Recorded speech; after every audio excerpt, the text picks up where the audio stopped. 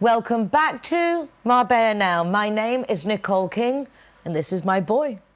Hey,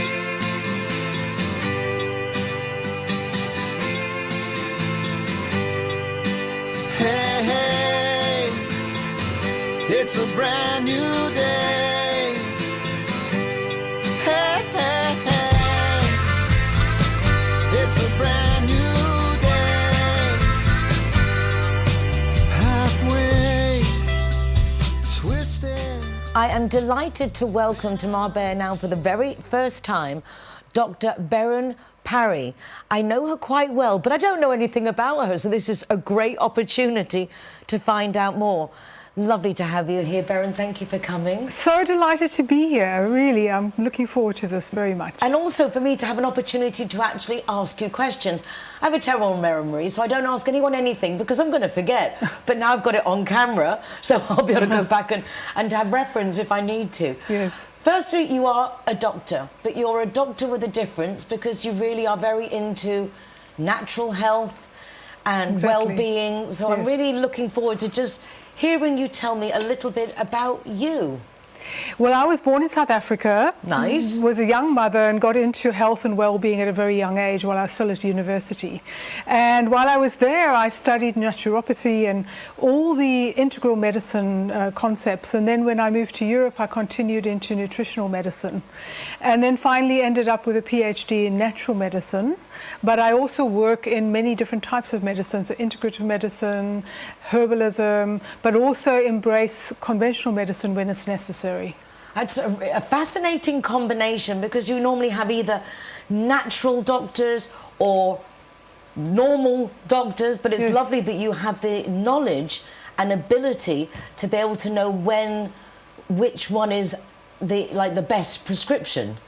Exactly, because it's all about the diagnostics. So when you use science to get the right diagnostics, and conventional medicine gives you that with the blood tests and the DNA tests, then you get an actual diagnostic and you know what's going on. Then you can treat with the natural medicine when it's appropriate. So give us some, for example, what kind of ailments would you opt for preferably with natural medicine as a first choice?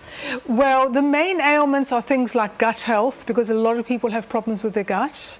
Immunity, very, very important, because we want preventative medicine there.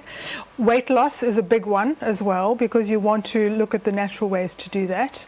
And also hormonal health.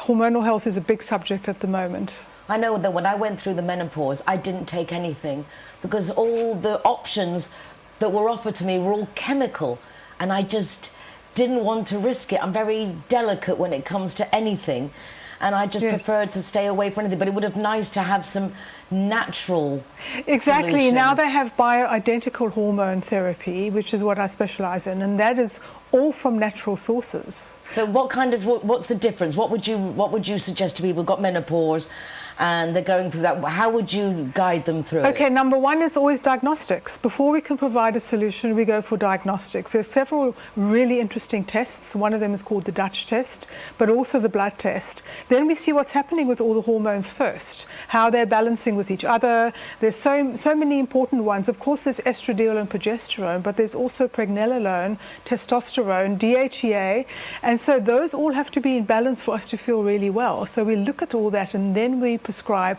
the right natural solution. What's the one that causes us to feel like we're cooking from the inside out? Oh, that's a lack of estradiol. Because that is something else.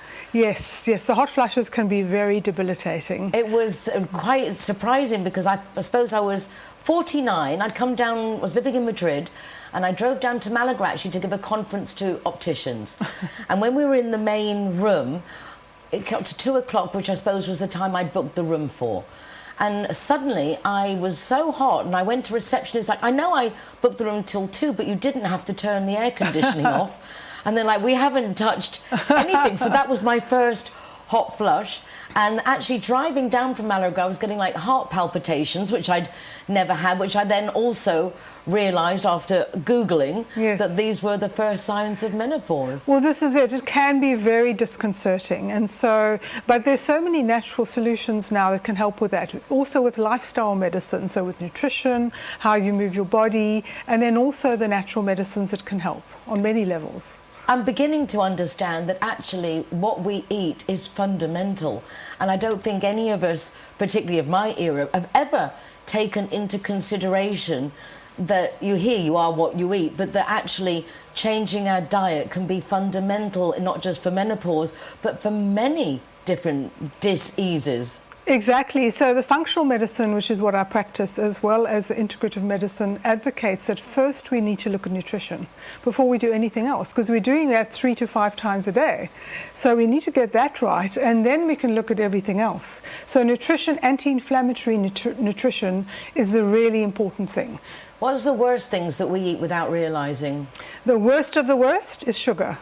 And that's in a lot of things that we don't even know. Exactly. And also there's sweet fruits. So fruit is supposed to be good for us, and it is. But if we eat too much sweet fruit, then we have too much fructose in our system, too much glucose, and that can be a problem, especially if you're pre-diabetic. It's amazing, isn't it? As I say, we wouldn't think, like, you have sugar in sliced bread, for example. That would never occur to me. It Exactly. taste sweet. Yes, so all the carbohydrates convert into sugar really quickly. So that, again, when you are pre-diabetic, or if you're trying to have a low sugar diet, you need to go with the protein and the vegetables, and not go with the breads and the white potatoes and that type of carbohydrate, because that's a bit of a disaster, to be honest. And what would you, just if anyone's watching with menopause, what would you say? Listen, just go and eat a lot of, I know you're big on the keto restaurant, Keto Royal. Is that also for health reasons, because that type of diet is actually better for us? Yes, because the most important thing in our health is 2 hormones. One of them is insulin, and the other one is cortisol. So insulin is what controls the blood sugar, and that will have an influence on how well you go through menopause, how much weight you have, how much energy you have, your mood, everything. So first thing we do is we fix the insulin issue, and then cortisol is about stress, how you manage stress. If your cortisol is too high, that causes inflammation, and then everything's out of balance as well. So the way that I practice is to manage those 2 aspects first of one's health, and then we look at everything else and how that fits in. It sounds like everybody should come and see you and just get tested, so you can tell us. For example, I'm thinking about, I have a lot of stress, a lot of this, a lot of that. So really knowing what to eat under normal circumstances, or what not to eat, is far more important than we give it credit for. That's right, and we all have the intelligence to understand it. We just need somebody to explain it. And we need to go through the diagnostic tests, because then we know, and knowledge is power. Undeniably. You mentioned diabetes before, so obviously all of this with the insulin. My dad had diabetes, and my uncle, and it was funny because my uncle never ate the wrong things. He didn't live on bacon sandwiches, which my father loved. Yes. He wasn't overweight, which my father was, and yet both of them at 74 years old passed away, unfortunately, but both of them had limbs amputated, and that really, I couldn't understand it, because my dad ate wrong and did everything wrong, was overweight, but my uncle didn't, and yet they both had exactly the same things and the same stages at the same age. So what it is, it's called hidden insulin resistance. So that's why I'm so big on the blood sugar management, because a lot of us don't even realize that our insulin is not behaving as it should. And even if you do a blood test, the glucose looks normal, but there's an insulin resistant issue going on, and that is causing inflammation and causing ill health. So when we go and we discover, is there some hidden insulin resistance, that really gets to the key of managing our health. And can make a difference, obviously. A huge difference, because then we can say, right, you have to be very strict on the low sugar. There's lots of natural medicines you can do to help manage your blood sugar as well, which is wonderful, because then you're getting assistance at the same time, because sometimes, as you said, you can eat the right diet, but the insulin resistance is still there, because maybe it's come from stress. So then, if you're taking some natural medicines that really help, could be Ayurvedic medicines, herbal medicines, it's very important to have the right natural medicine as well. It's just like normal medicines. You're saying all these words, Ayurvedic, herbal, but they all sound the same thing to me. What's the difference between an Ayurvedic, for example, to herbal? So Ayurvedic is something that comes originally from India, and Ayurvedic medicine is actually even older than Chinese medicine. So they've studied in great depth how the different herbs can help. and they use body types, whereas herbal medicine's more direct. That's more a Western type of medicine where you're looking at the actual herb, and then what's most important is that there are medical studies proving the efficacy of the herbs. So we only work where there are medical studies proving everything, because it's no use to second guess whether or not this natural medicine's the right one. We want a medical study proving it, and so we only work with that. And that's, I think, the benefit with you having both sides of the coin, with the actual standard medicine and the traditional, as opposed to the others, that you really do understand the difference and always getting that scientific proof of the results of using one thing or the other. Exactly, because then everybody understands, they feel a lot safer and more comfortable, and we have more success because we're actually getting to the root of the problem. There's a lot of studying involved in your career. It is, yes. 14 years. It took 7 years of study and then 7 years internship with a medical doctor and a functional medicine doctor. So it does. It takes even longer than a normal medical doctor. Did you always know you wanted to be a doctor? I did. It took me a while to get there. I only started my major studies when I was age 40 because I realized that my health was not what it should be. And then that motivated me to do that.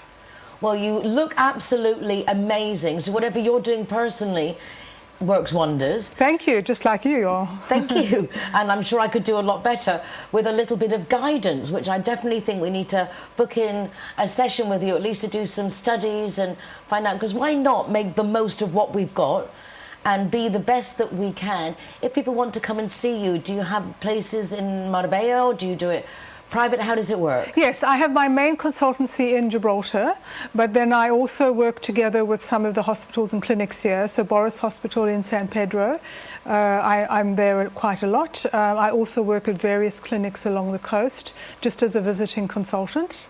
And then people can see me in Gibraltar. I also work, half of my practice is international online. I work with the USA, with a lot with Northern Europe. So it's very interesting getting a wonderful blend of people from all over the world. And I know that we have to finish up now, but you're also starting a podcast. So I suppose the idea is to be able to share as much information with as many people as possible so they understand what's going on with their bodies and how they can help themselves in great part too. Well, that's right. That's what motivated me to write the books, because when you're writing books, you're really giving back to the community. You're helping them to understand, and that's been a great way of feeling that I'm able to be of assistance. So how many books have you written? Oh, quite a lot. If you go on Amazon, I think there's about 42. My word. But you know, we have the latest ones are about ageless. We've got one that's about ageless cure. So you're just looking at the hormones. Another one about immunity. So whatever people are looking for, there's a book there that'll fit in with lots of recipes as well. Well, congratulations. Absolutely delighted to know you, even before I knew about you. Very, very social, very, very sweet. You're a very sweet person. Oh, that's kind. And you're very kind and loving, and it's lovely that you also then have all this knowledge and certified medical experience. And yes. Dr. Baron Parry, lovely. Thank you so much for joining us. It's my pleasure. I'm sure this will be the first of many. Hey, hey.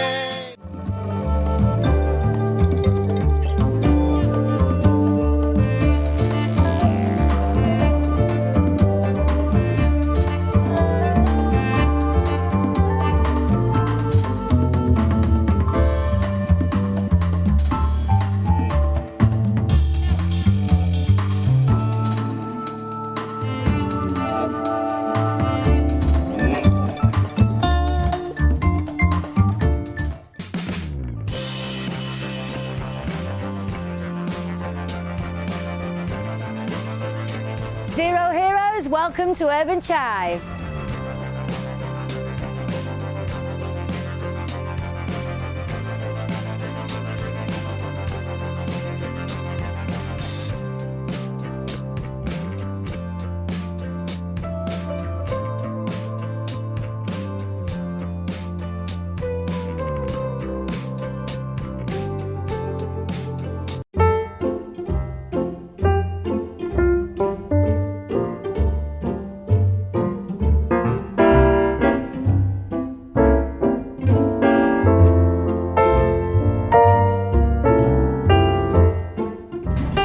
Viajeros, welcome to Gusto e Fantasia.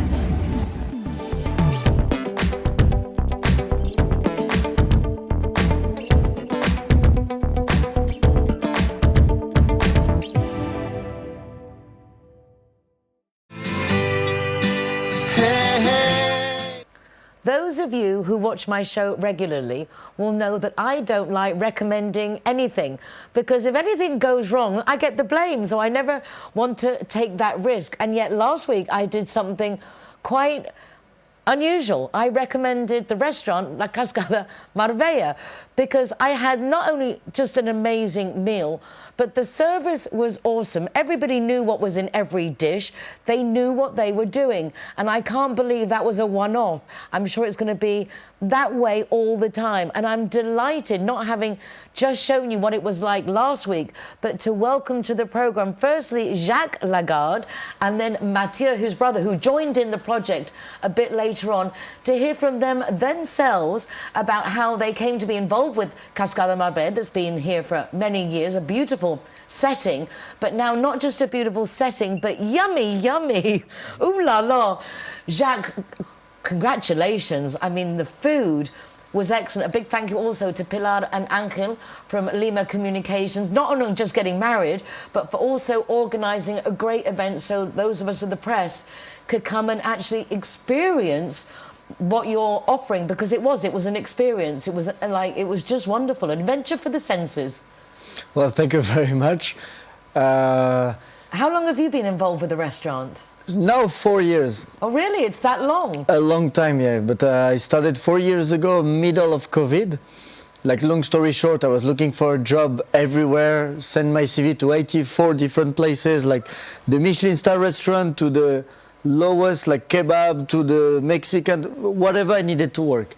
And Cascada, they offered me 2 jobs, so either to wash the dishes or to be head chef.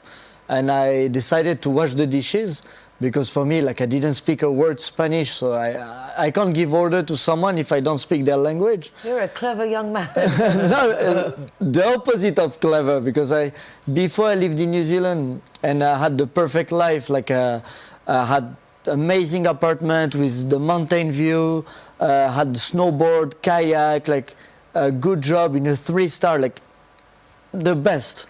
And I left everything for someone to come here middle of COVID. I didn't know COVID at the time because New Zealand was over. I didn't speak the language. I didn't have friends, didn't know nothing. But you fell in love? Yeah. Well, there you go. That's a good reason. I'm not clever. I always listen to my heart. And that's why I did that. And after it didn't go well with the person, however, like I turned down here, like to, now I have Cascada. We started 2 in the kitchen, 2 in the front of the house. Now we are like more than 30 people working. We started from 0 to 100. We had to ask people like the QR code to see their COVID test and everything when we started. So to start from that to where we're at now, this is the biggest pride that we have. Also, from being washing dishes to now running the kitchen. I mean, Yeah. It's a big turnaround. Obviously, you had the experience, you learned the language, you washed dishes well. How did then the progress come to you taking over and the kitchen? Everything came naturally. So I started to wash dishes. For me, I felt good because to start with, to have like the high pressure where I used to work, I had to manage 25 chefs with my brother, like a lot of work. To do that, to wash dishes and no responsibilities, I had fun. But after I worked well, people were asking me to wash dishes, then to do a prep in the kitchen, then another one, then another one. And after the owners, they saw how I worked, they asked me if I wanted to be head chef. I became head chef after a week or 2 weeks. And then after I studied the language a lot, but not at school. At school, I was so bad at Spanish school that they kicked me out of Spanish school. It was really bad. But now I'm almost fluent in Spanish, and then head chef. A few months after, I spoke with the owners and I became co-owner. Well, congratulations, because the difference, I mean, the restaurant has always been lovely, but it has a je ne sais quoi now that it certainly didn't have before, and down to the pricing, the portions, because often when you go to an exquisite restaurant, you get this like a threat of eating. So Yeah. these little tiny bits on a plate, which is, I know it's very nice and a tasting menu, but it's nice when you actually can go and eat. And I know I'm a bit upsetting for you, with being a master chef, saying that of all the exquisite things we ate, the mashed potato was wonderful. Yeah. I'm very English, I'm sorry, but the mashed potato was With just horseradish. wonderful. Yeah, so for me, there is no bigger frustration than leaving a restaurant hungry. Like I had happened before, like I had a lot of degustation restaurants in a lot of countries and everything. Yeah, like when I have one and you look at your friend's eyes at the end and you're like, we can't walk.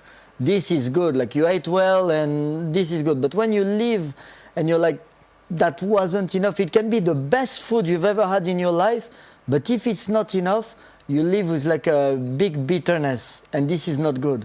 So for us, we have the public, let's say, that want really fine dining experience. That's why we have degustation menu. Also, we have the wine matching and charcuterie matching.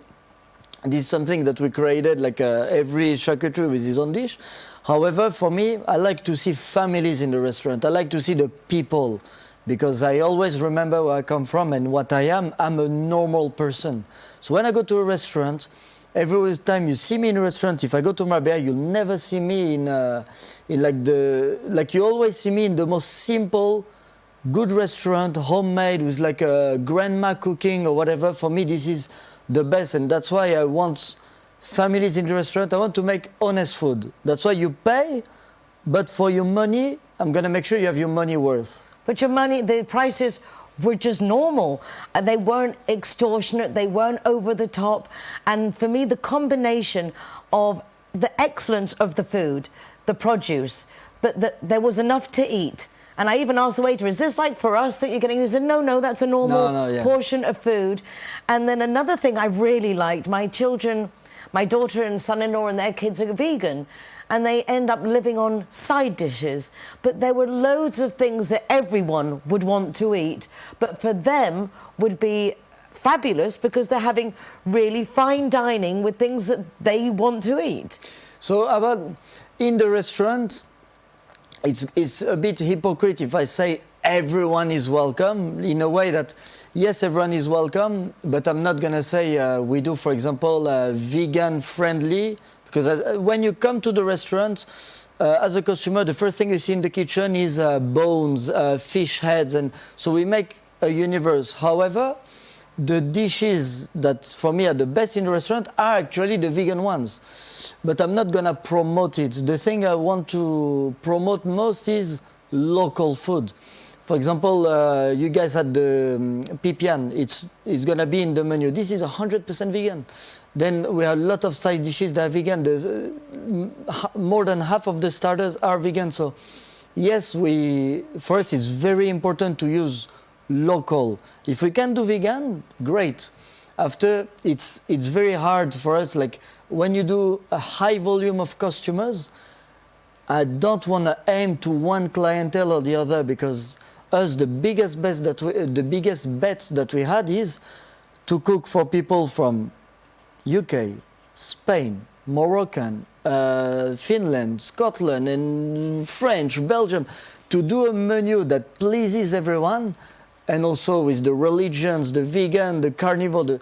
This was the hardest challenge. So I think now, let's say we have a nice balance, and we try our best. If they want to go to a vegan restaurant, then maybe I'm not going to want to go. So, but this way, as I say, we go and have a normal dining experience, and there was enough things that they could choose that they would also be very happy. And I think that was a really nice combination. So the prices were fair, as I said last week. The portions were abundant, and the food really was exquisite. Have you always liked cooking? As a child, did you know you wanted to? I'm gonna be honest with you, I was terrible as a child. I didn't eat anything, no vegetable, just bad food, ketchup, fries. Like I was a horrible child. And when I started to cook, I was 15 and I did like a stage. So it's like you at school, you have 1 week to work in a professional, it can be construction, whatever you want. And I did in a kitchen. I didn't know how to peel an onion. I didn't know nothing. But after, like, I can't get bored with that job. And the passion, to be honest, I had it with time. So the more I worked in my career, the more I had passion. However, we have a lot of... So the more I grew up, the more I realized also my childhood. So our grandma, one thing I used to admire with her, she used to do her own bread. She lived with no money. She lived with doing troc, we call. For example, she makes goat cheese. She gives you cheese, you give her wood for the fire. In Spanish, tueque. Yeah. And this, for me, is something I admire more with time, that I realize all that. And we ate very well in Portugal. Like, we have our own olive oil, own honey, own bread, own lands where we grow vegetables. So this is something that in my childhood I always admire, but I didn't realize it had a connection with cooking back then. But now, yeah, I love what I do. And I'm looking forward now to chatting with your brother. You say he's a chatterbox. Oh, yeah. You've done well yourself. But it's lovely that you came over and you used to work with your brother. Now you're back together again, and looking forward to hearing his take on your partnership. But it really is lovely to have you in Marbella and to see how well you're doing at the restaurant. In fact, I have a friend who's in hospital right now, and we've agreed that the minute she comes out, the first thing we're going to do is we're going to Cascada for dinner. Well, thank you very much. So I really, genuinely, very, as I say, normally I don't say anything, but I'm daring saying because really, I was absolutely exquisite. Merci beaucoup et bonne chance. Merci à vous. À bientôt. À bientôt. Merci Restez beaucoup. là et see you soon. Ne bougez pas. Hey, hey. Linear director has come up with a squatter policy for just €24 a year. You don't have to have your home insurance with them. This is a completely separate matter to protect you from squatters. For more information, call 952 147834 or their website, lineardirector.com.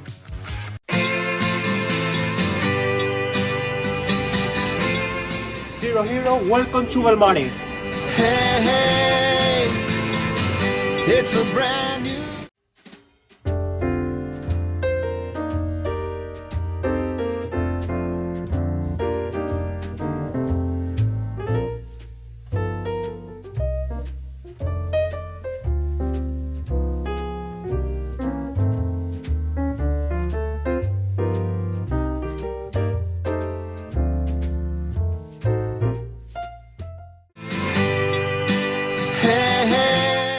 We were just chatting with Jacques Lagarde, who is chef and co-owner of Cascada Marbella, and he mentioned his brother, Mathieu. Et voilà, Mathieu est ici. Hello, I'm here.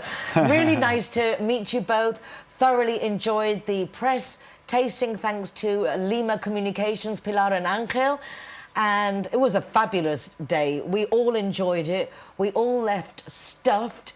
And the service, the food, and knowing that you guys are behind the kitchen, it just adds that je ne sais quoi, to say it again. It really was very special. And I just heard from Jacques that you worked together previously, but he came over to Marbella first. That's when right. did you join in? How did that story come about to bring you into the scene? Well, basically, I was before I joined Jacques, I was living in New Zealand. And then after a few years in New Zealand, we've been asked to do Top Chef in France. Oh, cool. Yeah, it was really cool. And me, at the time, I was too busy working. And I just finished an episode of Master Chef in New Zealand. So I was like a chef invited. We have to go and check that out now, Oh, guys. yeah, so much. And then I was stressed for the whole day, but I was not a contestant. So it was like stressful. So anyway, the day finishes. So I was like, okay, now let's relax. So I had a couple of wine with my wife and friends. And then I got the text, hey, you want to do Top Chef in France? I was like, what? I just did TV. Like, no, I don't want any more, too much stress for me. And then at the end, after a while, I said, okay, I'll have a try because we are going to Paris anyway for the wedding of our oldest brother. So we go there, we do the casting, and then we do Top Chef.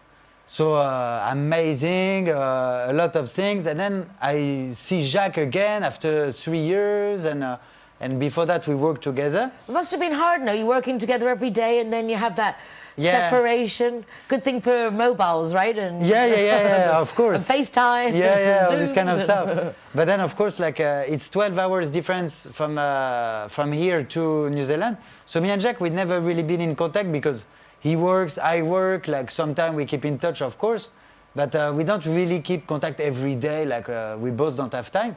So we do Top Chef and we are back together. And then after the filming, I go back to New Zealand. And months later, I see myself on TV. And I was waking up at 6 a.m. to see live because it was 12 hours difference. So I look from New Zealand with all my friends. I can't speak French, but it was funny.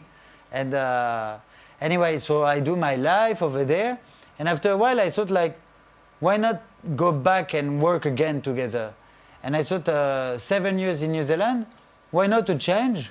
Why not Spain? So I just took my stuff and came here like 1 year ago now. So you're quite recently arrived. Yeah, 1 year. So I'm studying Spanish every day, like not really study, but like with the Enough to colleague. communicate with the staff. Yeah, and- exactly. So every day they teach me a few words and I get better and better. I'm not yet there, but I get it. But you're enjoying it. Oh, yeah. Yeah. For me, like, Marbella is totally different than my life before. And I really love here. Like, there is so much stuff that I love. Like, I've always been like that, like new things all the time. And for now, it's the first time I can say I have my restaurant with Jacques too. So yeah, I'm loving it. That's a big plus, isn't it? Because you work still very long hours. Oh, yeah. But I suppose working for yourself, it has different stresses than working for somebody else. Because at the end of the day, it's just you telling Jacques off and Jacques being mad at you. But that's better than having a third person talking about how to do it. You can make your decisions in the kitchen. You experiment a lot, as I understand, between you, the different tastes, and you like to create dishes, very seasonal. Yeah. At the moment, we are currently changing all the menu. So, of course, me and Jacques, he has his strengths, I have mine, and we really complete each other. But sometimes, like we are doing the try number 6, and we are still not there. So we wait to be finalized to actually put on the menu. And then people, they love it, like, but behind there is so much work. We are not this kind of chef that instinctively create a dish and then, okay, it's on the menu. No, we have to work on the thing. Like, we take our time to make sure that it's liked by the most people, because of course, if we go too far, a lot of people are gonna dislike all this kind of stuff. But yeah, so far 1 year, we fight every day, we work every day. Isn't that wonderful? Yeah, I'm used to it now. But I think it is lovely, and you get the local produce, that everything is fresh. And I really wouldn't normally eat pumpkin. I don't like pumpkin pie, which is my kid's favourite. But the pumpkin dish, the pumpkin balls, it was superb. Oh, well, thank you for that. Really, just the different herbs, I suppose, that you combined. The texture was really special. I was very surprised that I liked it so much. Well, that's cool. That's nice to hear. First of all, thank you. And then it's true, like sometimes it's true, people, they don't like an ingredient. And for us, it's our duty in a way to change that. For example, there is a lot of people, they don't like the tongue, the bull tongue. And then what we do charcuterie with it. And now everyone loves it. Like, because it's in a different style that they are used to it when they are kids. They used to be discussed or whatever. And now they love it. And that's good to hear about the pumpkin today. So it was really, you. and even the garlic toast with the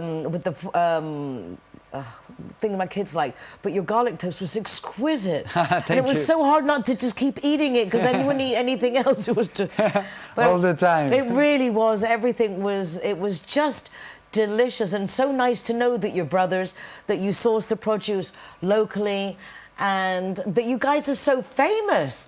I mean, this is nothing for you coming on a local show. I believe even just this week you've been on French interview television talking about what it's like living in Marbella. Yeah. But first, first it's really important to notice where we are. At the moment we're in Marbella. So first it's important to work with the people from here. Like for me, for example, I don't really speak Spanish well, but every day I try harder to make sure I can speak. Of course, I understand a lot now, but it's important. It's also with suppliers. Like, why try to get some produce from France? No, for us, we have to work with the local. So Jacques might have told you, but it took years for him to find the right people that have the same passion. Because for us, like for a costumer, it's not just the chef work. There is so much work. The guy that growing the veggies, like it's like a circle. And that's why, like, some ingredients we do in our own garden in Istan. We bought some land where we have avocado tree, where we put a lot of kind of hierbas y todo. También we do some ingredients that we cannot find here from the local people. And for example, last time we grew some corn from Mexico. So we took the seeds from one of our chefs that is from Mexico. And he was on holiday. He came back with all the seeds and we grew them. And then with that, we make some pastries. We do a lot of things different. But we like to grow what we cannot have ourselves. I think it's a really big difference, and one of those differences is that you do things from local produce. And a lot of people, because they're French, they have to have the French wines and they have to have but you've done a beautiful blend of local produce with the French, no, the truffle, that was it. You have your garlic toast with the truffle. Yeah. Couldn't remember what it was, but it was so good. It was so good. Yeah, for us, is the main, you have to work local. But then, of course, sometimes as a chef, you are like, I want something the best of somewhere. Like at the moment, we are working on a pastry with the vanilla of Tahiti, because we left to do a documentary, 5 episodes there. And then we discovered the vanilla of Tahiti and why is it the best in the world. And so we tried and we loved it. And we thought like, okay, we stay local, but if we take a bit of ingredients here and there, for us, it's okay. Like, of course, we have French wine, but more than half is Spanish wine. We have to make work the people around us, and it's what we did in New Zealand, in Australia, in France, and now here in Spain. Well, it's an amazing success story. You're busy day and night. You open every day except Mondays? At the moment, Mondays, and then Jacques knows better. We're gonna reopen, close. It depends of the week, so I don't know. This is Jacques' But at the job. moment, you're open for lunch and for dinner. Lunch, dinner, Tuesday to Sunday, yes. Yeah, that's plenty time to get there. I mentioned to Jacques that I have a friend that she's in hospital, but we've agreed that when she's out, the first thing we're doing is we're going to have lunch at Cascada. I can't wait to go back. Well, I'm really looking forward to going back because the portions were really good. You didn't leave hungry, although it was fine dining. The staff were lovely. The prices were more than fair. Really good. You weren't breaking the bank to go. It was no different than other places, but a lot better than most, I have to say. That's really kind of you. No, really, it's excellent. And I'm glad that you're settling in so well. Well, I have to. No, you get beaten up by your older brother. Yeah. Well, him after the interview, I'll take care of him. Exactly. Well, after you've watched the show, then you can let us know if he let you off the hook. I think you've done great.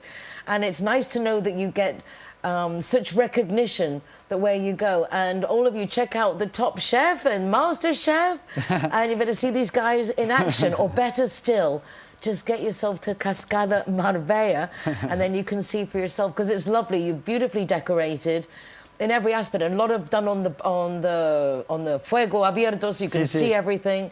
And the charcuterie really was something special. Well, Everything that's was. very kind of you. Even though I have to say go back to, but my favourite was the chicken was amazing. But the mashed potato. Everything. Everything. It was just delicious. Next time you come with your friend, you're going to have a totally different.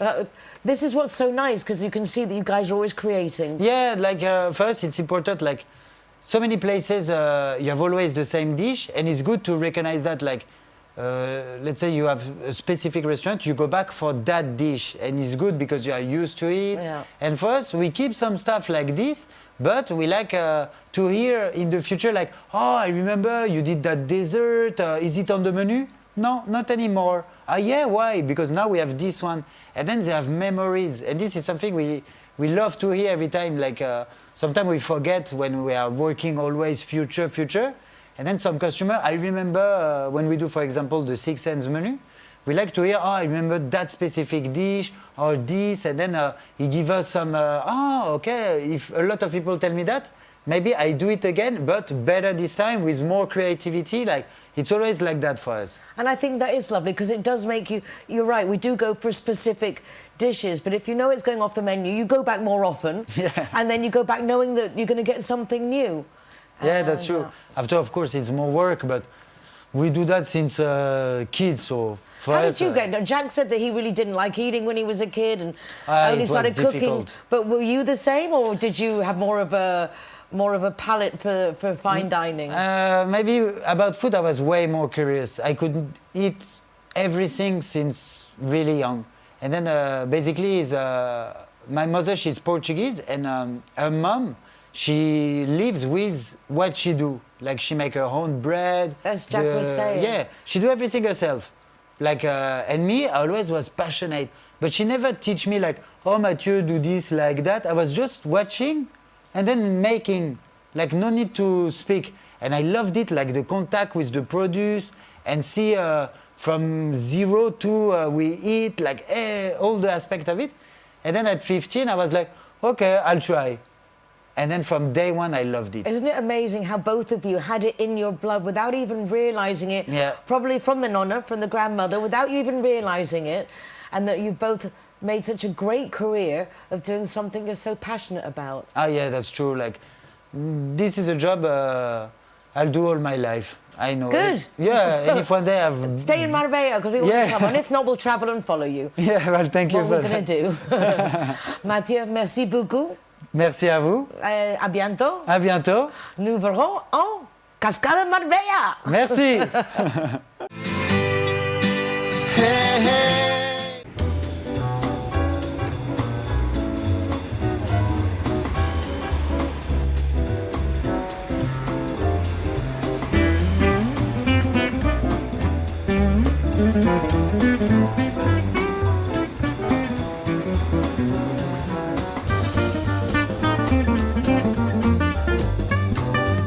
So here customers are welcome to restaurant Alameda in Oval Urban Hotel in Marbella.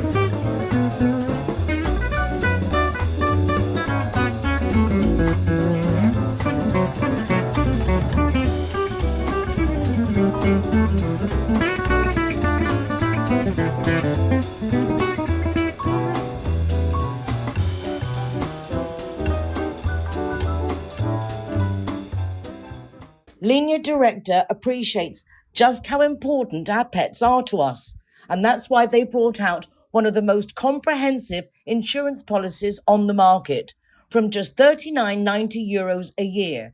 Give them a call on 952 147834 or from the website lineardirector.com.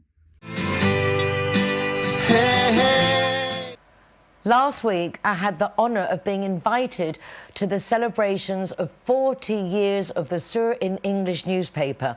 That is an achievement that is very few can say. 40 years, free English newspaper for expats, anyone who doesn't speak Spanish, basically, to keep them informed of what's going on locally and also what's going on back home. The event was outstanding, and I took a little snippet of video so you could take a look.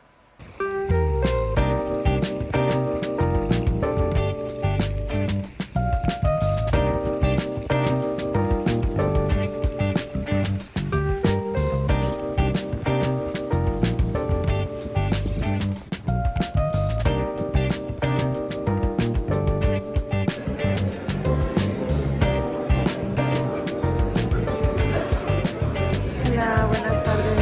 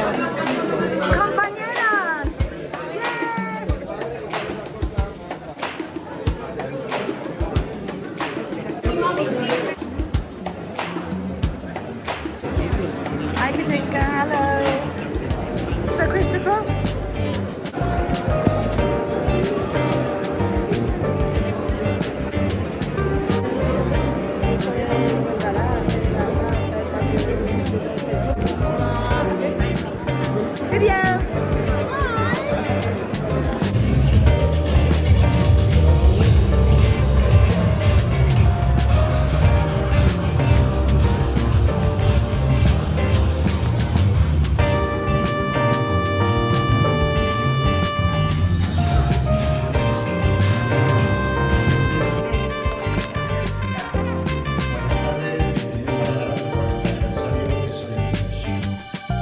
Tenemos la suerte de poder dar la bienvenida a muchos amigos y suscriptores especialmente a esta noche, a autoridades municipales y provinciales, y dar las gracias a los patrocinadores de esta noche, Diputación Provincial de Málaga, el Ayuntamiento de Marbella, el Ayuntamiento de Mijas, el Ayuntamiento de Molinos y la Asamblea de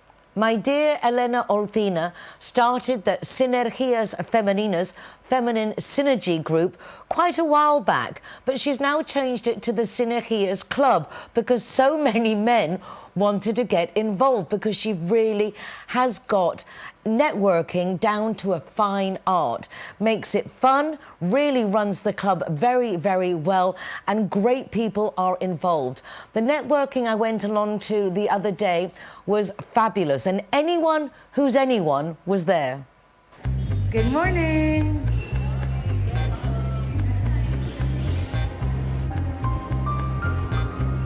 ¿Algún otro nombre?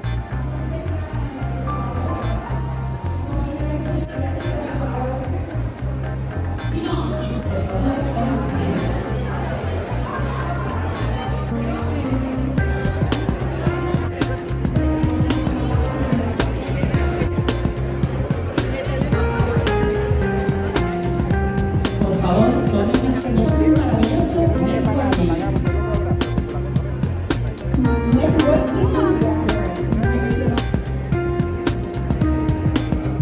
Por favor, tomen asiento.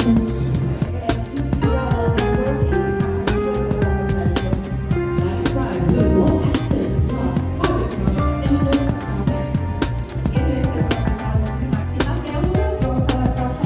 active fuerte y un club capaz de crear una red tan potente como tenemos hoy en día, que nos permitimos que dan invitados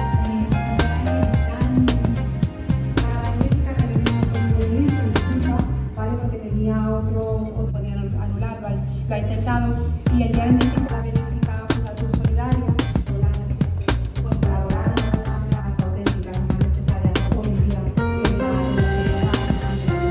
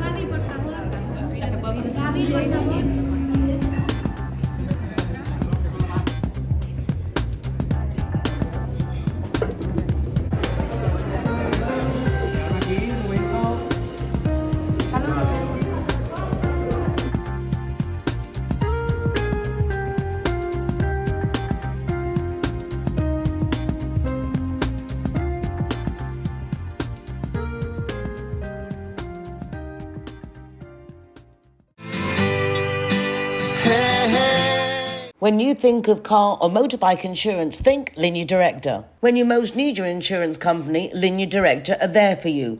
With tow trucks, courtesy car, mechanics, legal advice, even overnight stay in a hotel if you need it. There's a whole department dedicated to us Brits with people who speak English there to help us. If you're looking for an insurance policy that really takes all your needs into consideration whilst you're driving in Spain, then Linear Director really is the company for you. Why don't you give them a call? 952 14 78 34 or contact them online. Thank you. Zero Hero, welcome to the Sister Restaurant.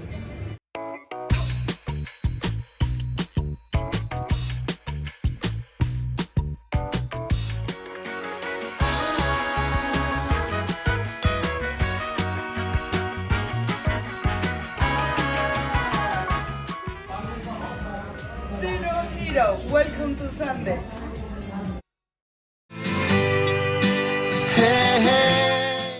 We've just taken a little look at the networking breakfast organised by Sinergias Club, and the sponsors of that networking event were creators, and the lady who spoke there representing creators is Estefanía Villaespesa, who I know from her roles in the movies that I've seen at the Marbella Film Festival.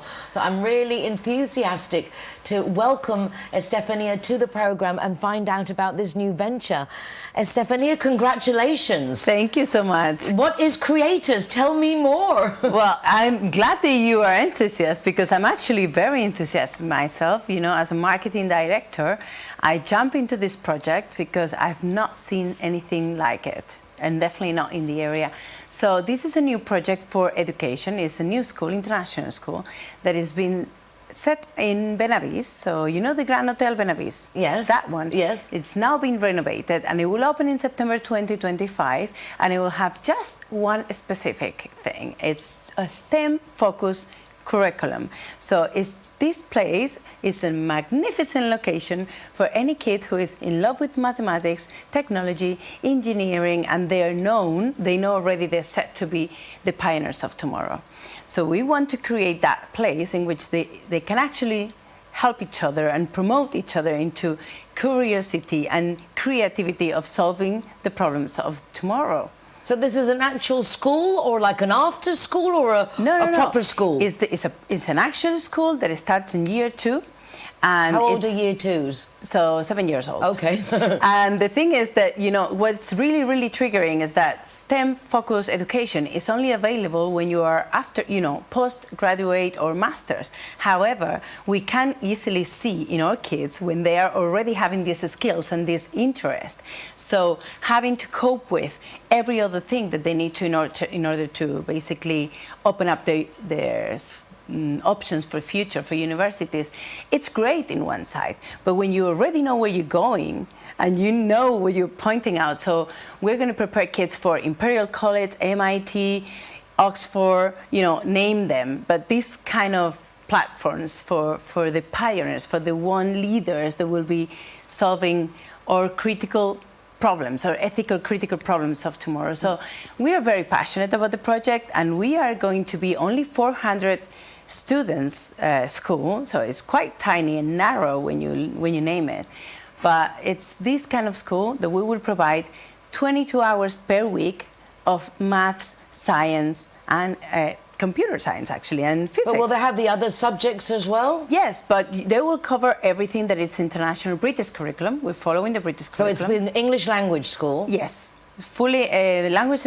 of instruction is in English. We will support English as a second language and Spanish as a second language because we are in Spain, but we are targeting not only Spanish kids, I mean, mostly it will be international kids as we are also a boarding school.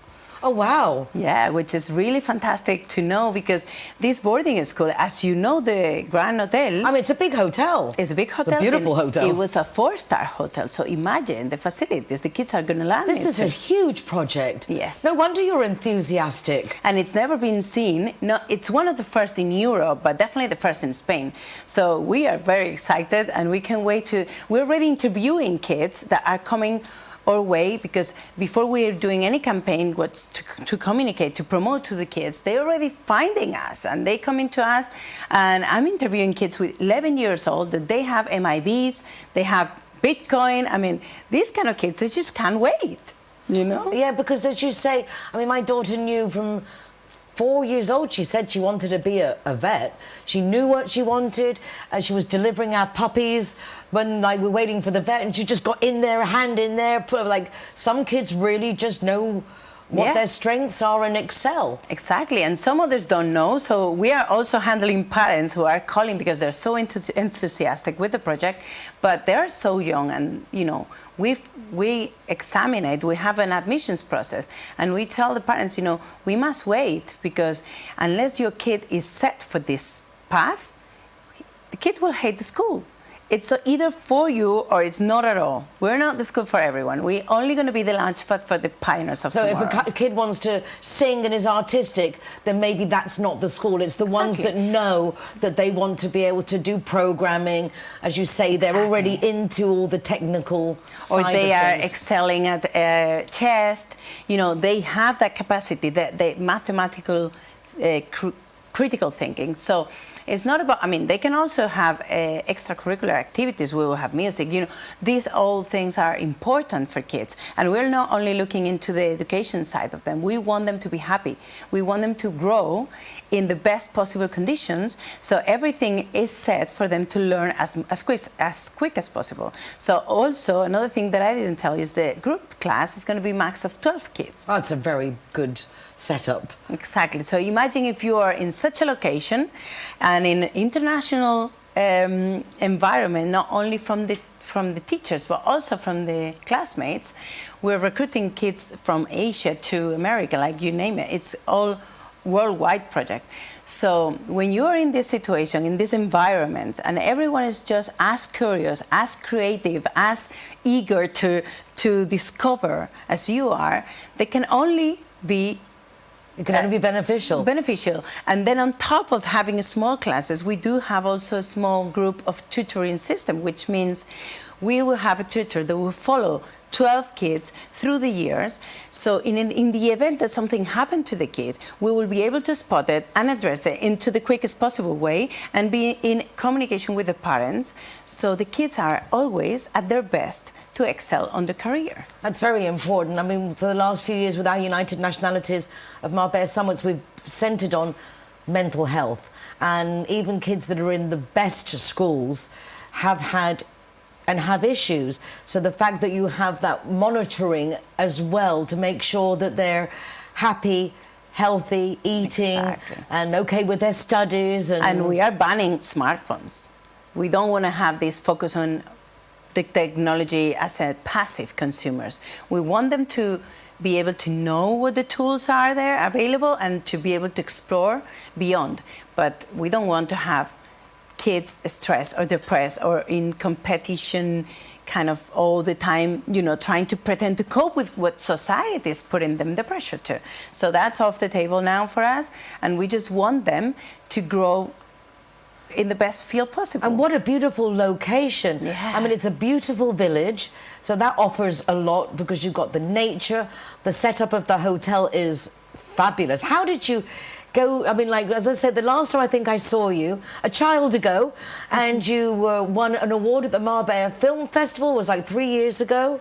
Yeah, but 3, I guess, yeah. Yeah, I was like, so, and 2 years ago. You know, the thing for me is actually because I'm an expert in communication and marketing, and one time I was just fed up with the marketing career, as in like profit and money and benefit, and that took me from the marketing path, and I went into drama school, and that to me was a little bit of doing the same but with different tools, because you can communicate with your body, you can communicate with your expressions, with your emotions, or you can use technology and channels and media. At the end, for me, it's the same. You need to be truthful under your circumstances, whichever way.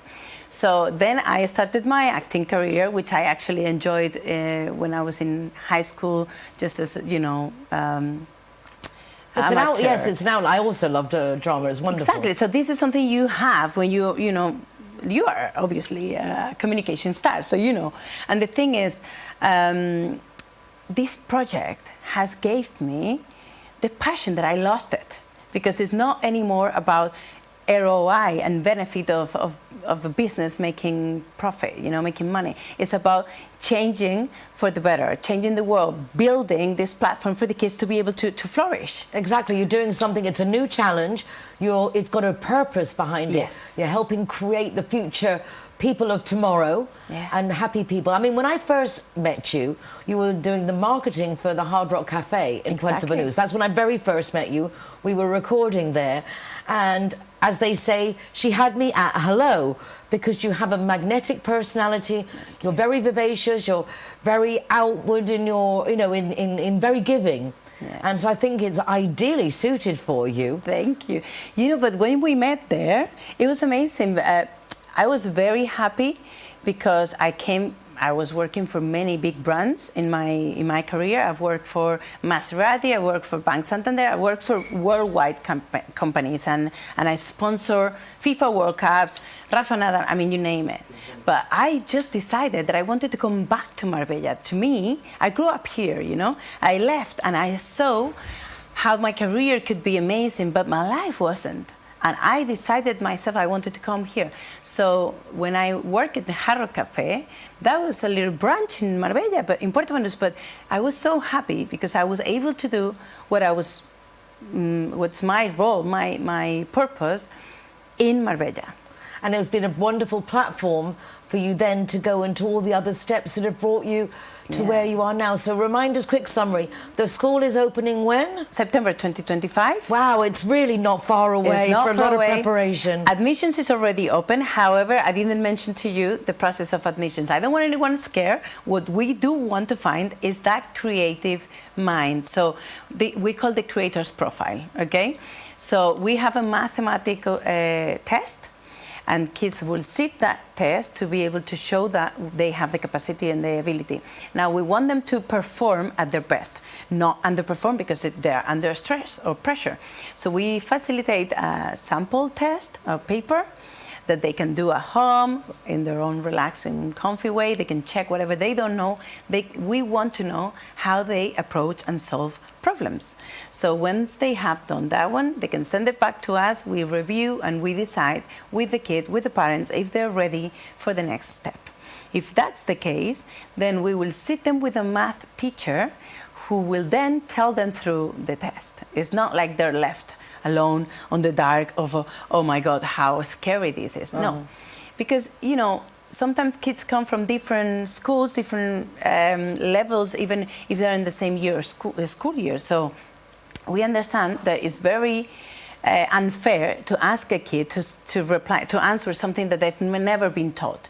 So we want to be with the kids and understand if this is the case, then we will support. The teacher will be able to explain and evaluate how the kid is then, with the information, accessing or addressing this issue at the moment. Well, congratulations again. Thank you so I knew much. I wasn't wrong to be enthusiastic. This is really exciting, very cool, and something completely different. So if you feel that your child has that scientific, mathematic brain, this very possibly could be something from there. Estefanía, I look forward to further updates as the project progresses. And lovely to see you again. Lovely to see you and catch up with you, as always. Well, that's it for this week. Don't forget that you can watch recordings of the programme from the website of rtvmarbella.tv. You can also go to my website, nicoleking.es, with links to the programme, also to my column Marbella Moments in the Euro Weekly News, and the Zero Hero website with an ever-increasing list of venues that welcome the designated driver, giving them a free soft drink to compensate them being the designated driver. Really does help our city stay safer, and why pay if you don't have to? Venues include places like the Casino, Hard Rock Hotel, the Harbour. I could go on. The list is long. Please do check it out. Take care of yourselves, be nice to each other, and I look forward to welcoming you again next week of more of what's going on in Marbella right now. You'll open